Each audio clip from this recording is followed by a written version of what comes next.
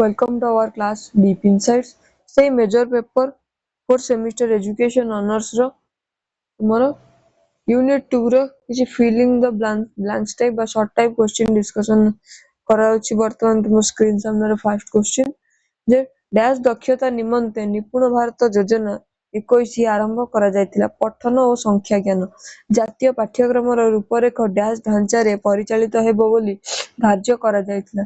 5+3+3+4 ବିଦ୍ୟାଳୟର ଡ୍ୟାଶ ବାତାବରଣ ଶିକ୍ଷାର୍ଥୀମାନଙ୍କୁ ସ୍ୱାସ୍ଥ୍ୟକର ଜୀବନଯାପନରେ ଯଥେଷ୍ଟ ସହାୟକ ହୋଇଥାଏ।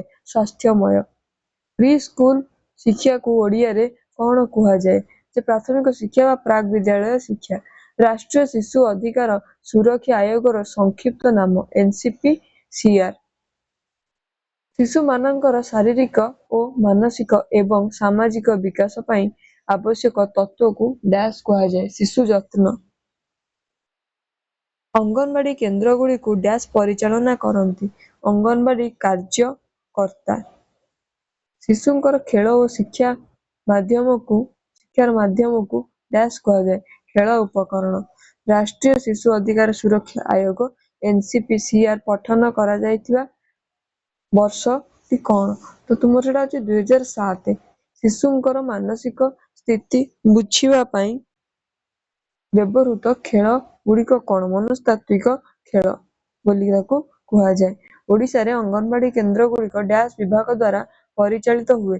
ମହିଳା ଏବଂ ଶିଶୁ ବିକାଶ। ସର୍ବଶିକ୍ଷା ଅଭିଯାନର ଲକ୍ଷ୍ୟ ହେଉଛି 6 ରୁ 14 ବୟସ ପିଲାଙ୍କ ପାଇଁ ମାଗଣା ଓ ବାଧ୍ୟତାମୂଳକ ଶିକ୍ଷା ପ୍ରଦାନ କରିବା। ପ୍ରାରମ୍ଭିକ ଶିଶୁ ଶିକ୍ଷାରେ ଶିଶୁକୁ ପ୍ରସ୍ତୁତ କରାଯାଏ ପ୍ରାଥମିକ ବିଦ୍ୟାଳୟ ପାଇଁ।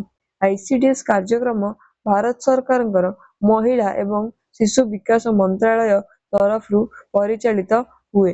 ତାପରେ ସମଗ୍ର ଶିକ୍ଷା ଅଭିଯାନ ଶିଶୁମାନଙ୍କୁ ବିଭିନ୍ନ ପ୍ରକାର ସୃଜନଶୀଳ କାର୍ଯ୍ୟଗୁଡ଼ିକୁ ଯଥା ସୃଜନଶୀଳ କାର୍ଯ୍ୟକଳାପ ବୋଲି ତାକୁ କୁହାଯାଏ। ICDS କାର୍ଯ୍ୟକ୍ରମ ଆରମ୍ଭ କରାଯାଇଥିବା ବର୍ଷଟା କେତେ? 1975। ସେବିକାମାନେ ଓଡ଼ିଶାରେ ପ୍ରାରମ୍ଭିକ ବାଲ୍ୟ ଶିକ୍ଷା କାର୍ଯ୍ୟକ୍ରମ ଶିଶୁମାନଙ୍କୁ ଶିକ୍ଷା ଦେବାକୁ ପାଉଛନ୍ତି। ଶିଶୁଙ୍କର ବିକାଶ ପାଇଁ ପ୍ରସ୍ତୁତ କରାଯାଇଥିବା ଶିକ୍ଷାନୁଷ୍ଠାନକୁ ଅଙ୍ଗନବାଡି କେନ୍ଦ୍ର ବୋଲି କୁହାଯାଏ।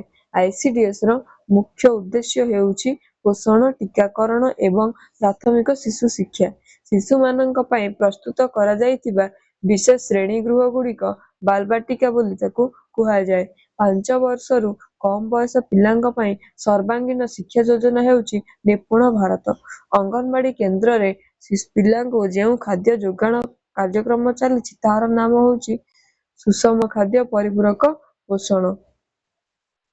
ରାଷ୍ଟ୍ରୀୟ ଟୀକାକରଣ କାର୍ଯ୍ୟକ୍ରମ ଅନ୍ତର୍ଗତ 1 ବର୍ଷରୁ କମ୍ ବୟସ ଶିଶୁଙ୍କୁ ଡ୍ୟାଶ ଟୀକା ଦିଆଯାଏ। BCG।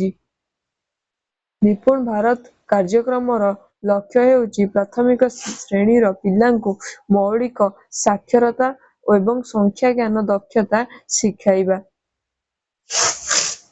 ଗର୍ଭବତୀ ମହିଳା ଏବଂ ସ୍ତନ୍ୟପାନ କରାଉଥିବା ମାତାଙ୍କୁ ICDS ଯୋଜନା ଅନ୍ତର୍ଗତ ପୋଷଣଯୁକ୍ତ ଖାଦ୍ୟ କିମ୍ବା ଖାଦ୍ୟ ପୁଷ୍ଟିକର ଯୋଗାଯାଇଥାଏ।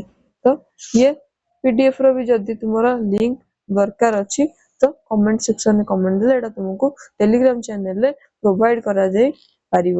ତ ଆଜି ପାଇଁ ଏତିକି ଥିଲା। Thank you.